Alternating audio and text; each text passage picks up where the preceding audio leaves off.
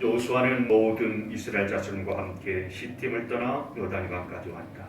그들은 강을 건너기 전에 그곳에 진을 쳤다. 사흘 뒤에 지휘관들이 진을 두르고 다니며 백성에게 명령하였다. 당신들은 레위 사람 제사장들이 주 당신들 하나님의 언약궤를 들어서 매는 것을 보거든 진을 철수하여 제사장들의 뒤를 따르시오. 당신들이 이전에 가보지 않았던 길을 가기 때문에 제사장들이 당신들이 가는 길을 알아야 할 것이오. 그러나 당신들과 언약궤 사이는 2,500조의 거리를 띄우고 그 궤에 가까이 가지 마시오. 여호수아가 백성에게 말하였다. 당신들은 자신을 성결하게 하시오. 주님께서 내일 당신들 가운데서 놀라운 일을 이루실 것입니다. 여호수아가 제사장들에게 언약궤를 메고 백성보다 앞서 건너가라고 명령하자 그들은 언약궤를 메고 백성들 앞에서 나아갔다. 아멘. 다시 한번 인사하겠습니다.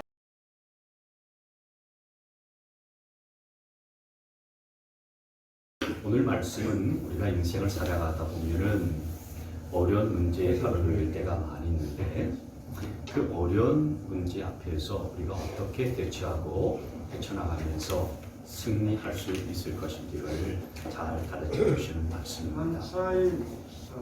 지금 여호수아 이스라엘 백성들은 시팀을 떠나서 요단강까지 나왔습니다. 이 시팀에서 요단강까지는 그리 먼 거리가 아니에요. 불과 한 10여 킬로 정도밖에 되지 않는 가까운 거리에 있습니다. 그래서 요단강까지 오는 데 있어서 그렇게 힘들지 않았고요. 쉽게 올 수가 있었습니다.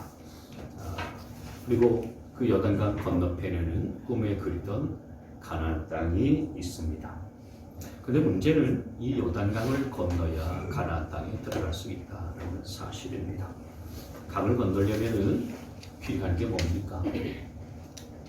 그렇습니다. 배가 필요한데 지금 이스라엘 백성들에게는 배 한 쪽 없습니다. 그리고 요즘처럼 다리가 있는 것도 아닙니다. 그리고 헤엄쳐서 건너갈 상황도 아닙니다.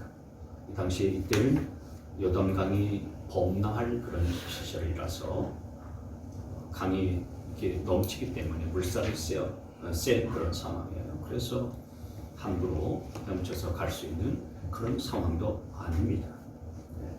눈앞에 가나안 땅을 두고서 요단강을 건너야 하는 이런 난관에 봉착한 겁니다.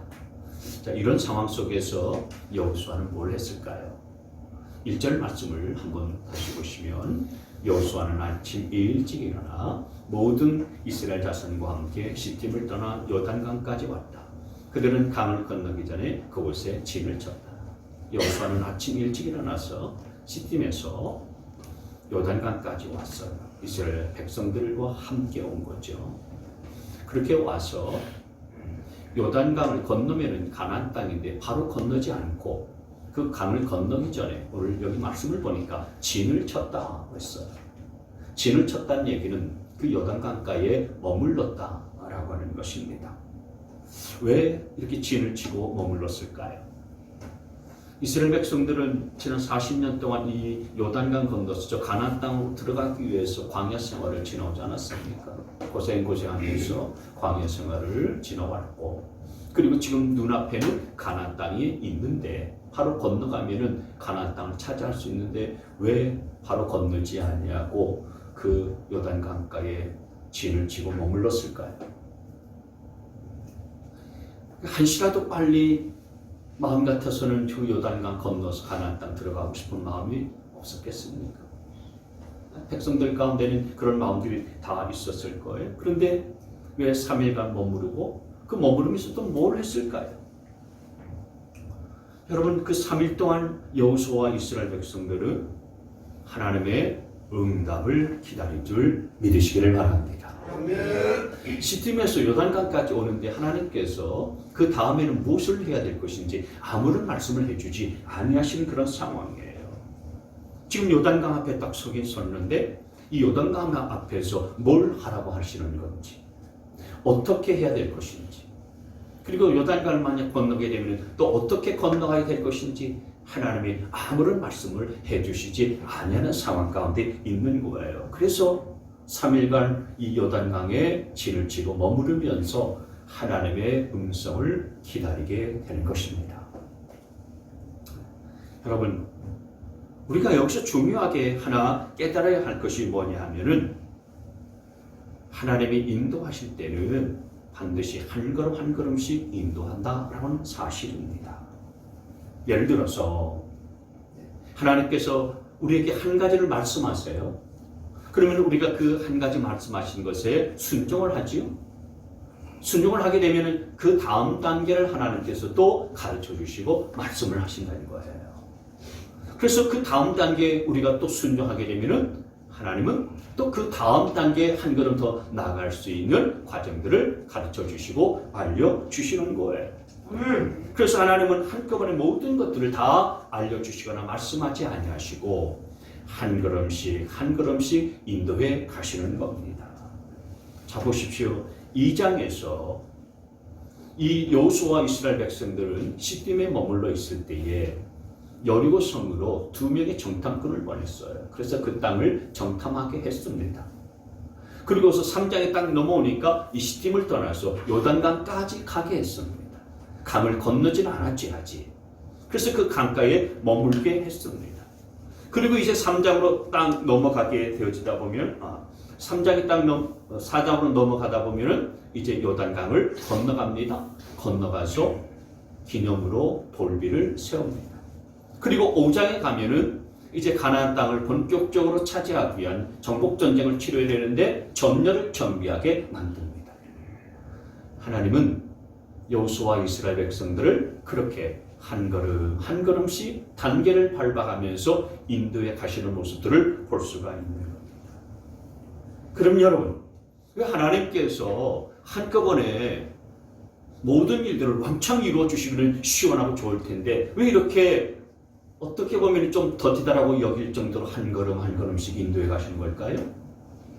하나님께서 하나씩 하나씩 말씀해 주시고 가르쳐 주시는 이유는 또 뭐겠습니까? 그 이유는 첫째로 하나님께서 한꺼번에 다 말씀해 주시면 사람들이 다 알아듣지 못하기 때문에 그렇습니다. 사람은 좀 무지한 부분들이 있어요. 그래서 하나님의 뜻과 하나님의 계획을 한 번에 다 알려주면 사람들이 그걸 몰라요. 알아듣기가 어려워요. 그래서 하나씩 한 걸음씩 인도해 가시는 거예요. 두 번째는 하나님의 계획을 사람들이 다 알아버리면 우리가 하나님의 말씀에 순종하면서 한 걸음씩 한 걸음씩 갈 때에 느낄 수 있는 그 스릴과 즐거움을 맛볼 수 없기 때문에 그래요. 여러분, 스포츠 경기를 보면서 가장 싱거운 것이 뭐냐면은 경기 결과를 다 알고 난 다음에 재방송을 보는 거예요. 생방송을 볼 때는 경기 가운데에 손에 땀을 쥐는 그런 순간들을 보면은요, 흥분이 되잖아요. 그리고 어떤 때는 막 박수가 나오기도 하고요, 또 함성을 막 지르기도 합니다. 내가 응원하는 팀이 지다가도 막판에 역전승을 하잖아요. 뒤집어 버리잖아요. 그러면 막 소리치고요, 기뻐서 날뛰고 서로 부둥켜 앉지 않습니까? 근데 그런 생중계를 보지 못하고요, 나중에 경기 결과를 뉴스를 통해서 보든지, 그래서 시간 날 때 재방송을 보게 되면요, 마치 김 빠진 사이다 마시는 것처럼 맹숭맹숭해집니다. 마찬가지예요. 네. 여러분, 우리 인생이 하나님께서 정말 이렇게 재방송을 보는 듯한 그런 사람들을 다 보여주신다고 생각하면 얼마나 재미없겠습니까?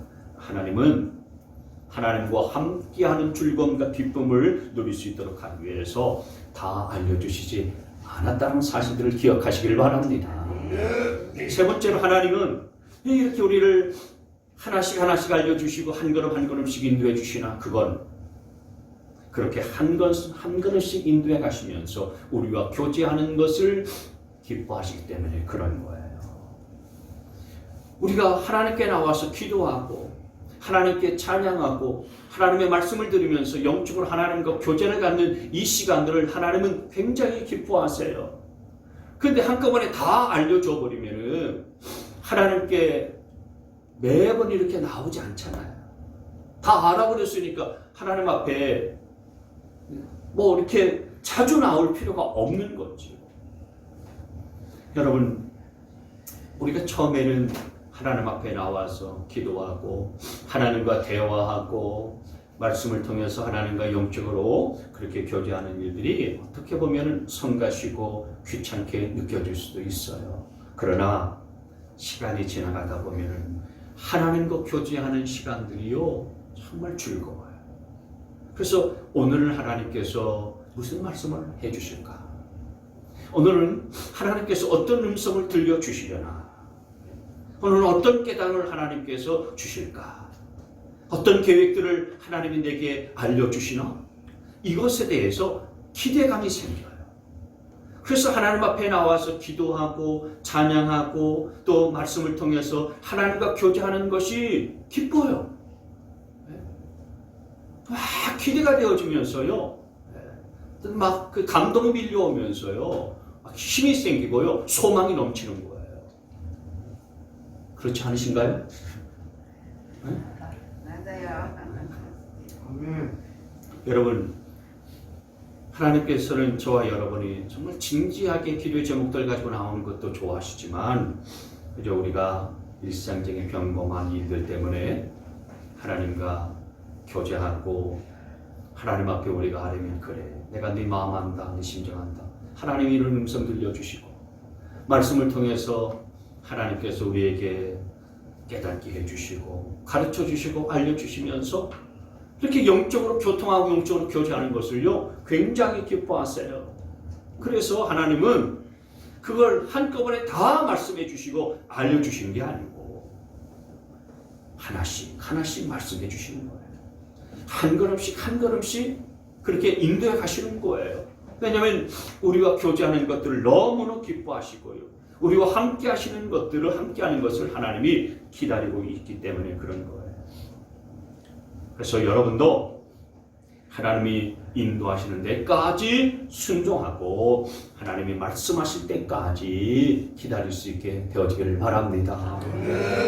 찬송가 379장 보면 내 갈 길 멀고 밤은 깊은데 빛 대신 주 저 본향집을 향해 가는 길 비추소서. 내 가는 길 다 알지 못하나 한 걸음씩 늘 인도하소서. 할렐루야. 예전에 원로 목사님께서 설교 중에 찬송을 하다가 꼭 마지막에 하시는 말씀이 있어요. 앙콜은 다음에 받습니다. 여러분, 하나님께서 한 걸음 한 걸음씩 인도해 갈 때 그 하나님의 인도하심에 순종하고 그 인도하심을 따라갈 수 있게 되어지기를 바랍니다. 아멘. 성급하게 마음 먹지 말고요. 하나님이 한 걸음씩 한 걸음씩 인도해 가시니까 하나님의 인도하심을 기다릴 수 있는 여러분 되시기를 바랍니다. 우리가 사실 실패하는 이유가 그겁니다. 하나님이 한 걸음씩 한 걸음씩 인도해 가는데 우리는 좀 더 성급하게 성큼성큼 한꺼번에 다 해버리려고 하는 걸, 이 조급한 것이 실패하는 이유 중에 하나예요. 하나님이 말씀하실 때까지 진을 쳐놓고 요단강 가에서 머무르면서 기다리는 거예요. 성급하게 내가 내 생각대로 나아가려고 하다 보면은 실패하는 거예요. 우리가 어떤 때는 주변의 여러 사람들의 말이나 분위기 때문에 기다리지 못해요. 어떤 때는 환경 때문에 기다리지 못해요. 또 어떤 때는 체면 때문에 기다리지 못하고 성급하게 결정을 내려버리고 행할 때가 너무나도 많이 있어요. 그러다가 실패해요. 여러분, 조금 더디고 늦을지라도 하나님의 인도를 기다리는 것이 지혜롭다는 사실들을 믿으시기를 바랍니다. 여호수아와 이스라엘 백성들이 그렇게 요단강까지 와서 3일간 머무르면서 이렇게 하나님의 응답을 기다리고 있는데 드디어 하나님의 응답이 임했어요. 그래서 여호수아가 이스라엘 백성들의 지휘관들에게 하나님의 명령을 말씀하는데, 이 지휘관들이 이제 백성들 속에 들어가서 여호수아가 명령한 것들을 전달해요. 어떤 내용을 전달하냐면은 3절 말씀을 한번 볼까요? 백성에게 명령하였다. 지휘관들이, 당신들은 레위 사람 제사장들이 주 당신들 하나님의 언약궤를 들어서 매는 것을 보거든 진을 철수하여 제사장들의 뒤를 따르시오. 무슨 얘기냐면, 제사장들이 언약궤를 매는 것을 보면 그 즉시 제사장 뒤를 따라가시오 라고 하는 말씀인 거예요. 그리고 언약궤의 뒤를 따라가다가 그냥 바짝 쫓지 말고 약 2000보쯤 그렇게 떨어져서 따라가시오. 4절 말씀이 나와 있어요. 그리고 그렇게 언약궤를 2000보쯤 거리를 두고서 뒤따라가면은 요단강을 건너갈 수 있을 것이요 라고 이렇게 말씀을 하고 있는 거예요. 이 말씀을 보면 우리가 어려운 그런 문제들을 만났을 때, 어려운 문제가 우리 앞에 가로놓여 있을 때 그것을 통과할 수 있는 방법들이 나와 있어요. 그게 3가지예요. 첫째는 어려운 문제가 우리 앞에 가로놓여 있을 때는 하나님의 약속을 바라봐야 해요. 같이 한번 읽습니다. 시작. 하나님의 약속을 바라봐야 합니다. 여기 3절 말씀을 다시 한번 합독하겠습니다. 시작. 백성에게 명령하였다. 당신들은 레위 사람 제사장들이 주 당신들 하나님의 언약궤를 들어서 매는 것을 보거든 진을 철수하여 제사장들의 뒤를 따르시오. 여기 언약궤를 들어서 매는 것을 보거든, 이 구절이 굉장히 중요해요. 제사장들이 하나님의 언약궤를 들어서 매는 것을 매게 되어지면, 그 언약궤를 제사장들이 매면은 백성들은 어떻게 해야 된다고요? 보거든, 봐야 된다 이거예요. 그걸 주목해야 된다라고 하는 거예요. 언제든지 이 언약궤를 매면은, 제사장들이 언약궤를 매면 백성들은 출발해야 하니까 두 눈을 똑바로 뜨고서 봐야 된다는 것입니다. 출발 준비를 다 해놓고 채비를 다 갖춰놓고서 바라봐야 되는 거예요. 왜 이렇게 했을까요? 지금까지 3일 동안 이스라엘 백성들은 뭘 보고 있었을까요? 그 3일 동안 요단강에 진을 치고 머무르면서 이스라엘 백성들은 아마 자신들이 처한 환경을 바라보고 있었을 거예요. 이 요단강을 건너가야 되는데 배 한쪽도 없고 어떻게 이 강을 건너가야 되나 자신들 비참한 처지를 봤을 거예요. 그리고 저 요단강을 건너가게 되어지면은 저 가나안 땅, 저걸 차지해야 되는데 또 전쟁을 또 해야 되겠지? 이런 생각들을 하면서 자신들의 어떤 신세와 자신들의 처지와 자신들의 형편만 지금 생각하고 그것만 바라봤을 거란 말이지요. 그러니까 그런 환경과 상황들만을 생각하니까 전진할 수가 없었던 거죠. 그래서 여러분, 우리가 하나님의 역사를 경험하고 우리 앞에 놓여져 있는 여러 가지 난관과 어려운 장애물들을 헤쳐 나아가려면 먼저 보는 눈이 바뀌어야 되는 거예요. 내 환경과 내 처지만 보지 말고 언약궤를 바라볼 줄 알아야 된다라는 거예요. 하나님의 약속을 바라볼 줄 알아야 되는 거예요.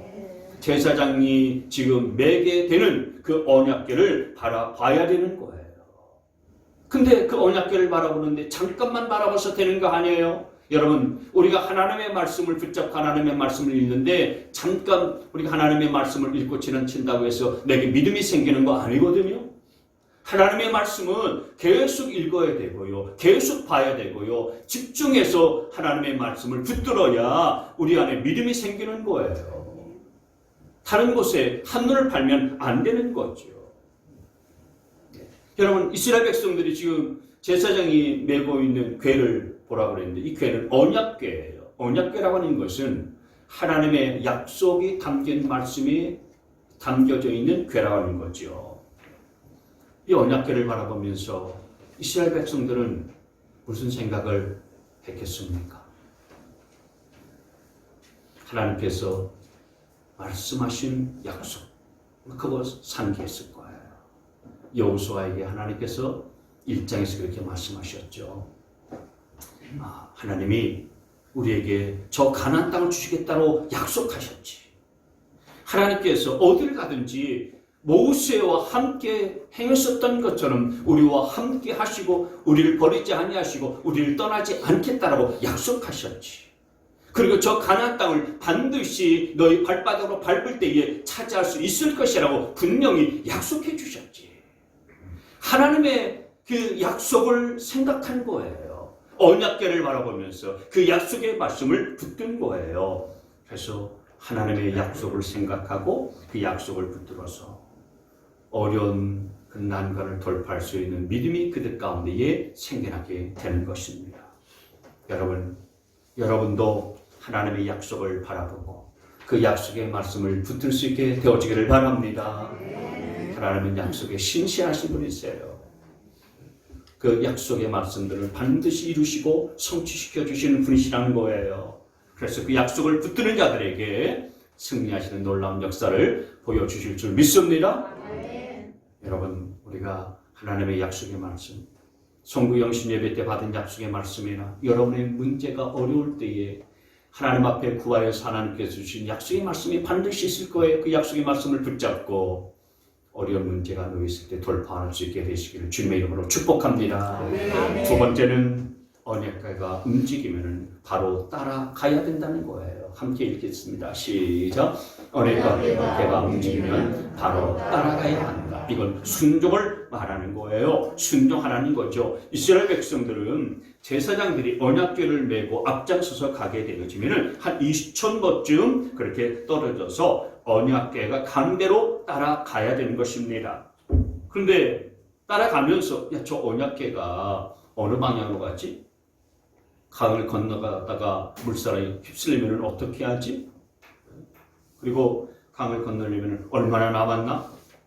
건넌 다음에는 또 평지로 가나? 산지로 가나? 이런 것에 신경 쓸 필요가 없다는 거예요. 그냥 언약궤만 바라보고 그 언약궤를 맨 제사장을 뒤쫓아 가면 된다라고 하는 거죠. 그러면 어떤 일들이 벌어지나 4절 말씀해 보시면 당신들이 이전에 가보지 않았던 길을 가기 때문에 제사장들이 당신들이 가는 길을 안내할 것이요. 그러나 당신들과 언약궤 사이에는 2,000보쯤의 거리를 띄우고 그 교회에 가까이 가지 마시오. 이스라엘 백성들은 이 요단강을 어떻게 건너야 될지 몰랐어요. 그 강을 건널 힘도 없고 아이디어도 없는 상황이에요. 그러나 제사장이 맨 그 언약궤를 바라보면서 따라가다 보면 그 요단강을 건널 수 있게 된다는 거예요. 이전에 생각하지도 못하는 방법으로 요단강을 건널 수 있게 된다는 거죠. 이게 순종의 힘이고 순종의 능력인 거예요. 우리가 하나님의 말씀대로 순종하고 따라가다 보면 하나님께서 우리의 갈 길들을 이전에 전혀 가보지 못했었던 그런 방법으로 인도해 가신다는 사실들을 믿으시기를 바랍니다. 순종하기만 하면 우리가 체험하지 못했었던 그런 하나님의 인도를 저와 여러분들이 받게 되는 거예요. 여러분, 인간적으로 생각해 보면 지금 강을 건너려고 하는 데에 필요한 것은 뭡니까? 좀 전에 우리가 얘기한 것처럼 배가 필요한 거죠. 배가 있어야 이스라엘 백성들이 강을 건널 수가 있어요. 근데 배 한 쪽 없어요. 하다못해 뗏목도 하나 없습니다. 어떻게 강을 건너겠습니까? 오늘 주님께서 말씀하신 것은 제사장이면 언약궤를 보고 그 뒤를 따라가면 된다. 그러면 이전에 가보지 못했던 길들 너희들가 갈 수가 있을 것이다. 그 요단강도 건너갈 수 있다.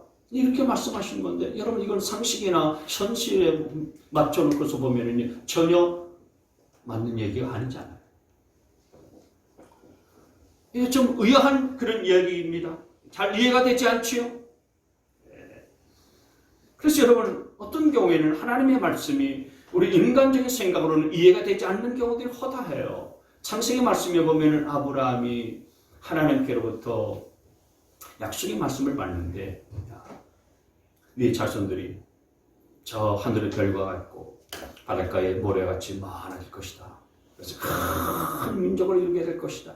번성케 될 것이다. 하나님이 그런 말씀을 하셨는데 그때 아브라함에게서는 아들 하나 없었어요.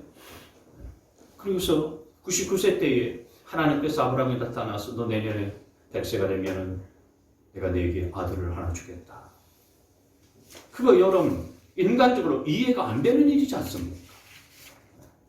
출애굽기에 모세가 이스라엘 백성들을 데리고서 출애굽하면서 홍해 앞에 가는 요에 있기도 하고, 근데 바로 왕에게 가서 이스라엘 백성들을 내달라고 이야기할 때에 저도 군사들을 좀 붙여줘서 같이 동행하게 하든지 뭐 왕에게 가서 할 말을 그렇게 하라고 해야 할 텐데 하나님은 군사 하나 붙여주지 않고 달랑 맨몸으로 지팡이 하나 들고서 가라고 말씀하셨어요. 여러분, 그러니까 그건 상식과 현실에 맞지 않잖아요. 말도 안 되는 거죠. 근데 여러분, 하나님께서는 어떤 때 상식을 초월해서 일하시고 역사하실 때가 많아요. 상식을 초월할 때가 기적이 일어나는 때인 것입니다. 그런데 그런 기적이 일어날 것을 믿고서 말씀대로 순종하기만 하면은 건너지 못할 강도 건너가게 되고 또 이전에 가보지 못했던 길들도 가게 되는 줄 믿으시기를 바랍니다. 아멘. 물론 이건 사람들의 비웃음을 감수해야 벌어진 일이에요. 사람들은 우리가 하나님의 말씀에 순종하려고 할 때에 비아냥거리고 비웃어요. 야, 그런 일들이 현실 속에서 벌어지기는 하겠냐? 세상 사람들에게는 어리석게 보여요. 그리고 세상 사람들도 우리가 비웃음을 받게 될지라도 하나님의 약속이니까 약속의 말씀대로 그대로 믿고 순종해 보는 거예요. 그대로 해 보는 겁니다. 그래서 말씀대로 순종하려면 믿음의 용기가 필요한 거예요. 아마 이스라엘 백성들 가운데는요, 그렇게 생각한 사람들이 수다했을 거예요. 하나님, 이 요단강도 이제는 우리 조상들이 홍해를 건넌 것처럼 그렇게 갈라주세요. 그러면 우리도 건너갈 수 있지 않습니까? 그리고 물벽도 이렇게 만들어줘서 마른 땅처럼 건너가게 해주세요. 그러면 우리가 믿고서 들어가겠습니다. 아마 그렇게 생각했을 거예요. 아니면 하나님의 능력과 기적을 먼저 보여주십시오. 그러면 우리가 믿고 지나가죠. 아마 이렇게 생각하고 이렇게 말한 사람들 많이 있었을 거예요. 그러면서 하나님을 시험해 볼 수도 있었을 겁니다. 그 사실은 연약한 인간의 모습이니까 다 그럴 수가 있는 거예요. 그런데 여러분, 하나님은 야, 먼저 믿고 순종해라. 그러면 내가 강을 건널 수 있게 해줄게. 먼저 믿어라. 그러면 내가 너희들이 경험하지 못했었던 방법으로 이 강을 지나가게 해줄게. 이게 하나님의 방법인 줄 믿으시기를 바랍니다. 하나님은 우리의 믿음의 순종을 보기를 원하시는 거예요. 그러니까 우리가 믿음으로 순종하는가 그렇지 않는가를 하나님은 보기를 원하시는 거예요. 우리는 하나님 먼저 복을 주세요. 복을 간구하잖아요. 그런데 하나님께서는 네 믿음을 먼저 보여라. 그러면 내가 복을 부어주마. 그렇게 말씀을 하시거든요. 근데 우리는 정반대예요. 하나님 복 주세요. 그럼 내가 순종할게요. 이러잖아요. 하나님의 방법은 그게 아니라고 하는 거예요.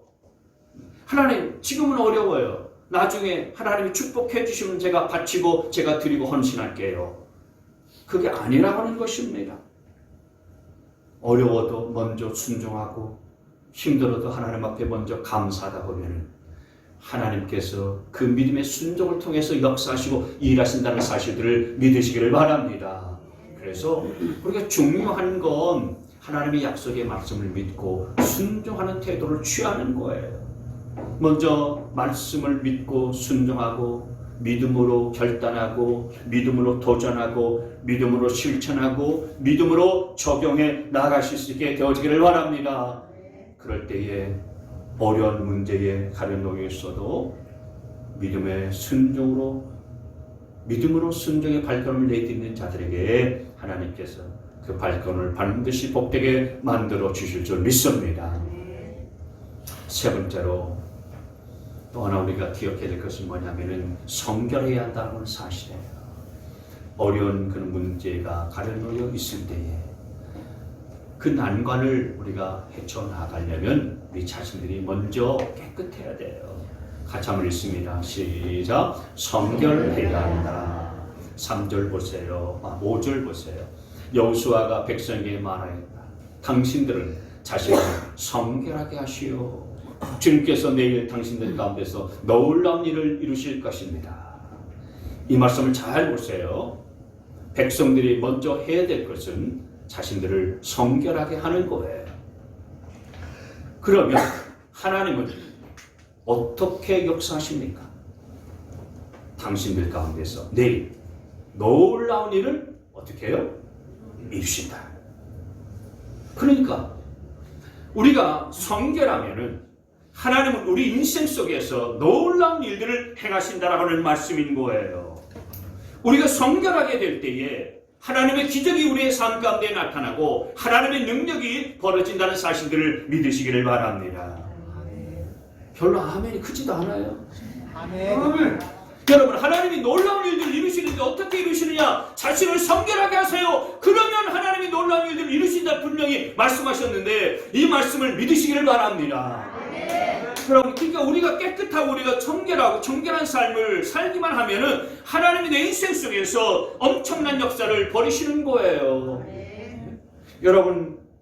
여러분이 하나님의 인도를 받기로 한다는 그런 의미에서 죄된 모든 생활들 다 버리시고 정리할 줄 알아야 되는 겁니다.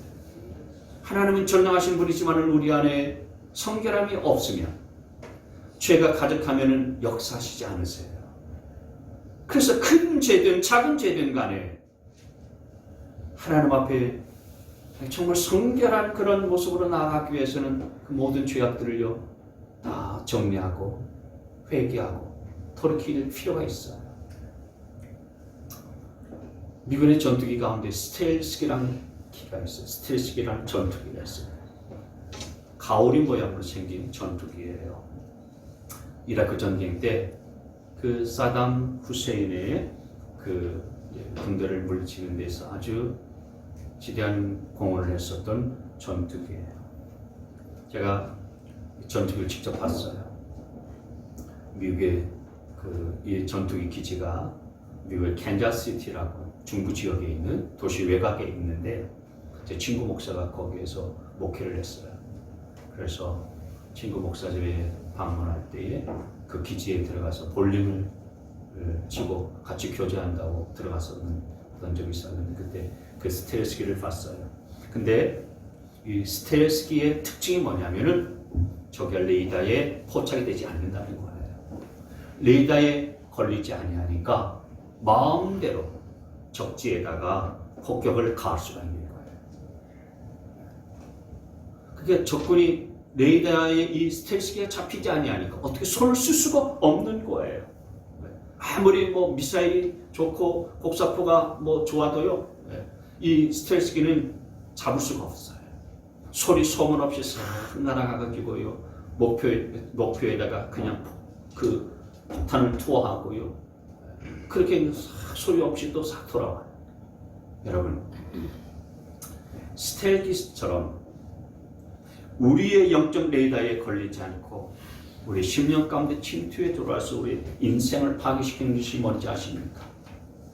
그게 바로 죄입니다.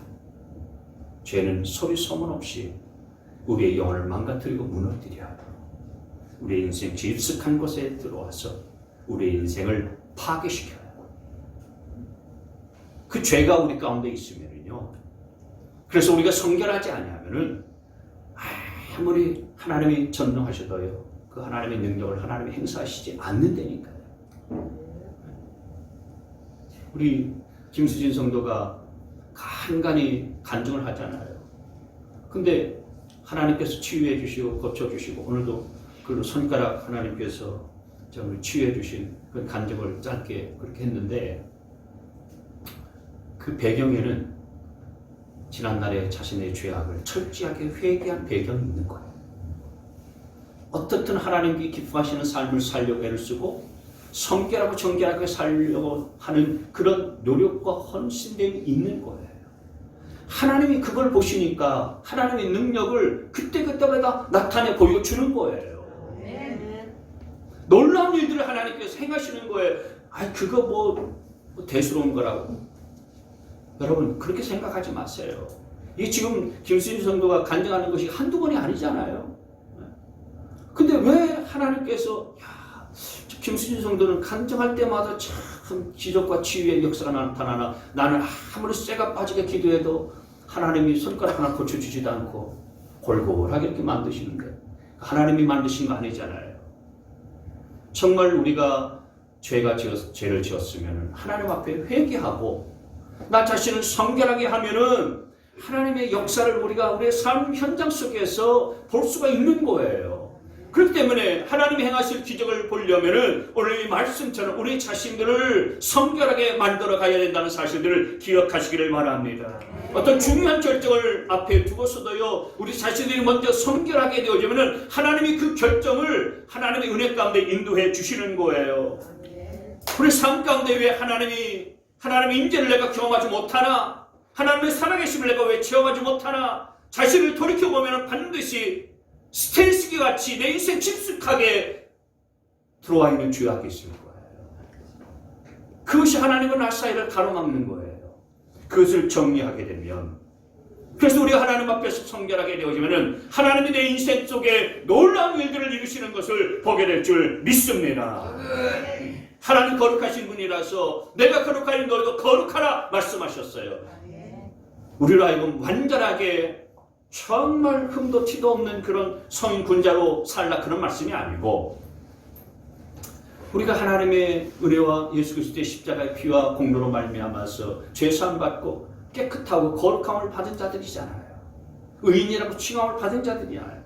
그러니까 그렇게 의인, 하나님의 사람답게, 하나님의 자녀답게, 의인이라고 칭함받는 자답게 살라, 그 말씀인 거예요. 여러분, 우리가 하나님의 자녀답게 살기만 해도 하나님은 내 인생 속에 놀라운 일들을 이뤄 가신다니까요. 인생의 어려운 문제가 가로놓여 있을 때마다 하나님의 응답을 기다리면서 하나님의 음성의 귀를 기울일 수 있는 여러분 되시기를 바랍니다. 그리고 하나님의 약속의 말씀에 순종하시기를 바랍니다. 무엇보다도 성결한 삶을 사시기를 바랍니다. 그래서 어려운 문제를 돌파하고 승리하게 하시는 하나님의 은혜를 여러분의 삶 속에서 누리며 살아가시길 주님의 이름으로 축원합니다.